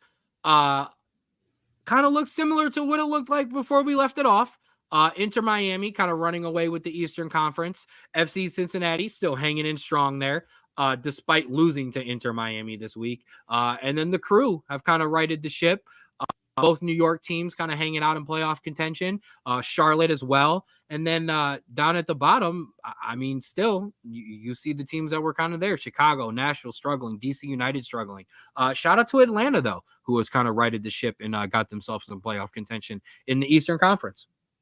Yeah, I first want to congratulate the Columbus Crew. Unfortunately, they this weekend won the Leagues Cup against LAFC, so congratulations to them. They play Philadelphia tomorrow night, or no, sorry, tonight. They play them tonight. So that will obviously be updated. I also, speaking of Philly for the longest time has been top 4, top 5. Screw, they won the Supporter Shield 2-3 years ago, sitting at 10th and a full point behind Atlanta United for that last playoff spot. this is a team that has backed on youth and really tried to build out. But this is now coming back to bite them because now they are a team that the youth didn't develop as much as they wanted to. And now you have a problem because you don't have any veterans to kind of pull you out of the slump. They have the wonder kid, the 14-year-old. Yes, Kevin Sullivan. Yeah, who scored an amazing goal. I meant to send that to you the other day for their second team. But, I mean, I know bringing a veteran would probably – hey, maybe bring the kid up. If they're last, then sure. Yeah. So that'll do it for the – well, not that'll do it, but that's your Eastern Conference side as we switch over to the – oh, I'm sorry. Oh, you want to do that first? Next just some small ones. And New York City FC plays Columbus Crew. That's going to be a very good game in a top 5 matchup there. Nothing really else to talk about other than Cincinnati plays Montreal in a game that they should win. And Inter Miami plays Chicago Fire in a game that they should win. So the top should be chalk other than that Columbus Crew New York City FC game because that could be big. And we will keep you updated next week. We will start rolling back into the MLS season as they've kind of rolled back into their season as well. Switching over to the Western Conference, the 2 LA teams, mine being in first place, the LA Galaxy, LAFC right there behind, Real Salt Lake, Colorado, 2 teams who have righted the ship. Speaking of righting the ship, the Seattle Sounders, who has spent the majority of the first half of the season at the very bottom, have vaunted up into the 5th spot. While Minnesota and excuse me, while Minnesota has kind of really fallen off after a really, really hot start as well. Yeah, this is one where, hey, congratulations, you have finishing at top. You've been winning the games you should be winning. Real Salt Lake playing well, but they lost to San Jose, which is the worst in the whole league. Is very, very awful to see. But yeah, Seattle. That vault, something happened there that we're not seeing. That there's something in the locker room. They turned it around, and I think the opposite happened in Minnesota and Sporting Kansas City, where they just fell and could not get wins. But I want St. Louis City as well. Yeah, St. Louis City, a team that just could never get it going. I think it's because of the defense, and you could see it right there. Portland against St. Louis, 4-4. Just not able to kind of keep them out. And I think that's been their trouble all seasons. They lost a lot of key defenders and just weren't able to replace them. I want to give a shout out to LA Galaxy super sub and new signing, Marco Royce, who came off the bench and assisted and scored in that 2-0 victory against Atlanta. I was kind of questioning where he would play for this team. I mean, they just basically went out there and kind of just told them what the MLS has always told the top players that come over in Europe, and let's just dominate. And that's kind of what he did. He went in there and dominated, set up Ricky Pooch for a nice goal, and scored a good one himself. So, and that might be shout out to my Galaxy. Will be. You can finish. Go ahead. No, I was finished. Okay, I was going to say, and the one thing that I think we kind of glossed over was how much of an impact Marco Royce is going to have on the development of Ricky Pooch kind of going in, having that veteran presence where like he can show Ricky Pooch kind of the more nuanced of the games and how you can kind of see the field better in terms of some field of view. And that's going to do wonders for his career if he can kind of just sit and like listen to kind of what he has learned over his career. Yes, because that is a kid who come from Barcelona's youth academy and played at Barcelona, was highly touted, and then made a move right from Barcelona to the MLS. So obviously a lot of teams just kind of gave up on him and weren't willing to look through. So he comes over to the MLS. He's been a top player. So unless it's another guy who comes in on another team where he's talking to like a Messi or a Suarez, you kind of need a veteran from overseas to kind of come in and be that guy. And absolutely agree with you. That is absolutely who Marco Royce could be. And then obviously the signings that LAFC made with Olivier Giroud and there was another one too that I can't remember too. It's just a bunch of cheatings. Jerks who spent all the money off time too. Yeah. So next week, well, I should say this upcoming week for the Western Conference. The LA Galaxy take on St. Louis City, a team, a game that we should kind of take care of. LFC get back kicked off against the Houston Dynamo, and then I would like to see that Portland Seattle game, a big, huge rivalry up there in the Midwest. One of our first, I'd say, real proper derbies in the MLS to go on. That'll be a big game as well. Yeah, I think this is going to be a fun weekend for the Western Conference. I think Eastern Conference is kind of chalk, like other than that one game, but I think there's a lot of opportunity for some upsets in the Western Conference this week. And just you got to hope you're not one of them. I was going to say, just not St. Louis City. Go take care of it, Galaxy. Go take care of it, Pooch and Marco Royce. So that'll do it for your MLS. As you see, we hit our Premier League, we hit our MLS. And yes, to end it all, everything we've been waiting for, ladies and gentlemen, it's time for Americans Abroad. Thank you, sir. I just want to say to all my Americans, a great week for Americans in Europe. We're bringing it here. Brendan Aronson, another goal for Leeds. That's 2 in 4 games. This is something we really don't see from Brendan Aronson. He's definitely a more kind of middle, attacking mid, but he's definitely in the middle more and more of a distributor. So 2 goals. It's going to be very interesting to see what he does for this Leeds team. Brandon Vasquez for Monterrey, goal in a 2-2 draw. He's having a decent season. He had a hot start, kind of cooled off, but he's up and down. He's playing well. Christian Pulisic, first game for AC Milan this season, first goal. Unfortunately, wasn't a 2-1 loss against Parma. Shout out Parma. So there's that. It was a tap in, but hey, listen, a goal is a goal. Josh Sargent, a goal in a 1-1 draw. Absolutely amazing goal. I feel like anytime I watch a Josh Sargent goal, they're never like tap ins. They're always absolutely just proper forward goals, man. And finally, to end it as we crescendo here, Malik Tillman and Ricardo Pepi for PSV both scored in a 7-1 win. They are looking to make another run at the title. Wow. You could not have timed that any better in the absolute world. Well done by you, sir. That list will get longer, so that'll have to just keep playing at some point. I'm going to go faster and faster. Just keep going. Just start it over. I love it. Hey, and that'll do it for Americans Abroad. It's good to see our boys back rolling again. Whew. Thanks again for rocking with us this week. That'll do it for this week's show. Thank you for watching, listening, commenting live, or running us back, whether it's on the Facebook, or whether it's on YouTube, or whether it's on Spotify, here on the 216 Sports Network. Don't forget about us, because there's a lot of us here on the 216 Sports Network. You have 4th and 15 with Mel and Smooth. Also, some big football coverage coming along. Friday night, the Shaw game, 7 o'clock here on the YouTube page.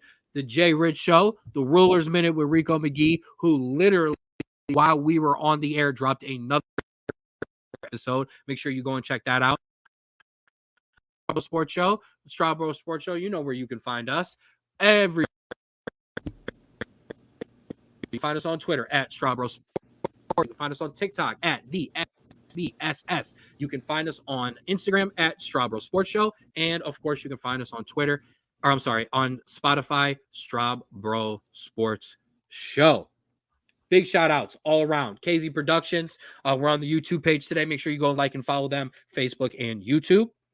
A big shout out as always, Austin Fink, my guy over at Create Your Own Wave Apparel, rocking with us week in, week out, always sharing our stuff on social media. You always see us sharing our stuff back. Make sure you check his stuff out. Follow them on Instagram at Create Your Own Wave 2021. And get your merchandise, cyowapparel.myshopify.com. Don't ride the wave, create your own wave, and become a Straw Bro of the Week. Also, our biggest, newest adventure, a big shout out to the Falls Rapids football team for having us as a part of their team, the exclusive home of coverage for your Cuyahoga Falls Rapids as they join and they get their adventure going in the Premier Amateur Football League. I wanted to make sure I had that right.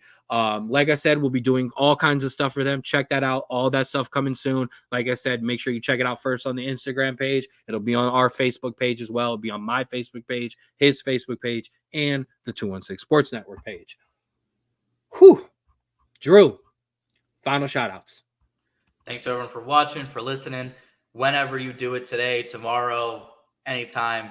And I just want a special shout out to all of the non-football fans that think that football fans are insufferable, which can be true at times. I'll give them that. We are. I'm sorry, but I'm not sorry, because these next 12 to 13 weeks, it's all here, baby. We're gonna be here week in, week out, and we're not stopping, because this is what we love to watch and what we love to do and talk about.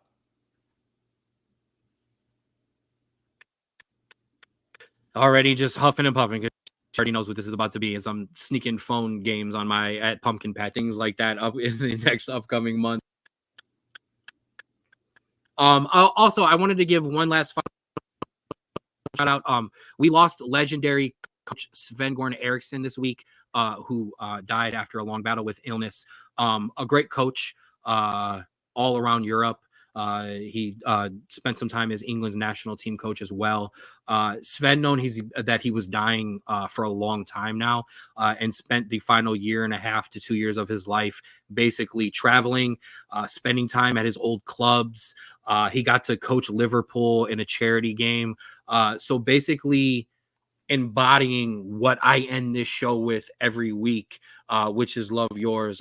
Sven-Goran Eriksson in his last time here spent on this planet absolutely embodied that. So rest in peace, Sven-Goran Eriksson. And I don't feel like there is any other way for me to tell you to do what I tell you to do every single week, which is to love yours. Thank you guys very, very much. And we will see you next week.